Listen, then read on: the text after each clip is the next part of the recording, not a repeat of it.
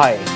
For today's demo, I have already gone ahead and created this test nurture engagement program. Uh, and what we will be doing in this nurture engagement program is we will be utilizing a default program, and we will be adding default program into our stream and utilize all of the smart campaign that typically you have another program, right?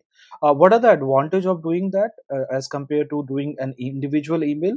With individual email, you do not get all the other matrices that you may get otherwise.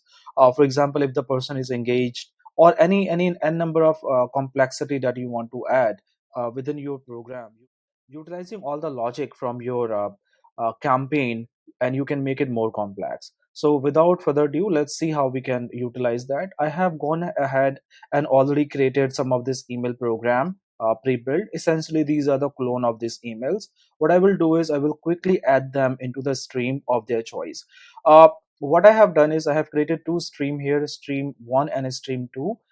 Essentially a product of interest A and product of interest B, and on the basis of the people's interest we will be adding them into this stream. So quickly add this email into stream. So what I need to do is I will click on the default program, and from here I can get an option to add them into a stream. So let's add one into this stream. After doing that, you will find that this program is not email, it's a program, and by default it will pick a email program that you have built here. Here you have to be careful. Here you will have to select an email campaign that is responsible for sending that email, right? But we will not be scheduling this email as we typically do from here, right? Instead, we will be utilizing the cadence date and time that we will be setting to send this particular email, right? So after doing that, you may see that this kind of arrow that you see here, that mean this trigger is being utilized under this stream, and this will get triggered, this will send on the basis of the stream cadence, right? So that's how you see this difference here. What I will do now is I will quickly go ahead and add the other programs also into this. All right, we have already added three email into stream 1 and stream 2. Like in any email, you will also have to get them activate, so I will quickly click them and activate them.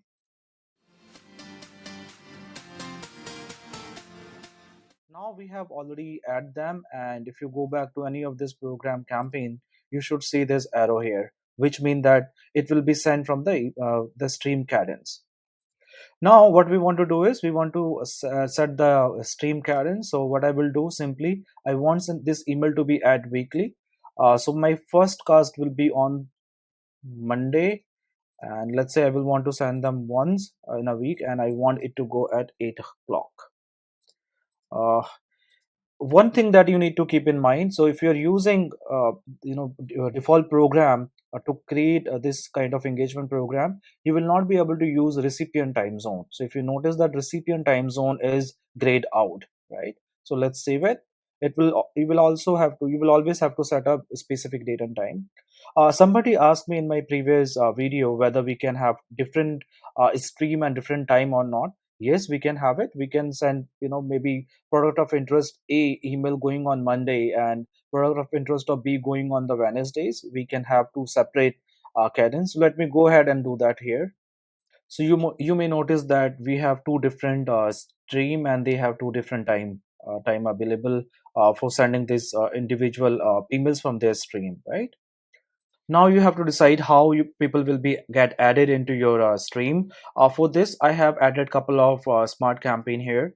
Let's review the first smart campaign. What we are doing here is, uh, here we will be adding any person to stream.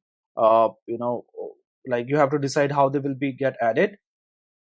So maybe they may have filled a form for a product of interest, and if they fill that form, you can utilize, you can add that here, or maybe you have added them in certain list. What do you want to make sure that currently the interest A? If the job type is business development or maybe executive of the organization, they should be getting added to the product of interest of B, right? And anybody else, like, I can give them a default. So for example, I don't want to give a default choice, I can remove it. But if I want to build some more logic, I can keep going and build those logic here. Once this have been done, I can go ahead and activate that. So that way, if we are using a trigger campaign, that means any form fill or get added to a list, we will activate that. If not, then we will be using a simple, we will be scheduling it one time schedule, and people will be getting it, right? The next logic that we need to build is we have to decide when you want people, this engagement, when you want people to be stopped from your receiving your email. Next, you have successfully created your engagement program. You have added email to email, default program into your stream. You have set the cadence. You have also added people to the nurture stream. But now you also want to consider when you want these people to be paused in the engagement program, right? Again, you will be utilizing all of this stuff, and you say like, if they have become, their cadence is like normal. Right now, they are a member of the engagement program, and their cadence is normal, and this is your program. And let's say you will say, they have consumed all the information, or they have become a MQL, and you want to stop them. You can go ahead and make them pause, and it will stop them from receiving your email. Similarly, one you can build for resuming people who previously you have paused them. So again, you can use this logic, the same logic that you use, but this time you will be reverse that logic, and make people as a normal. So you will utilize this feature, change engagement program cadence, and the program is this. The new value will be normal, and you will, again, you will schedule that, or depending upon your trigger campaign. I always prefer to use a trigger campaign.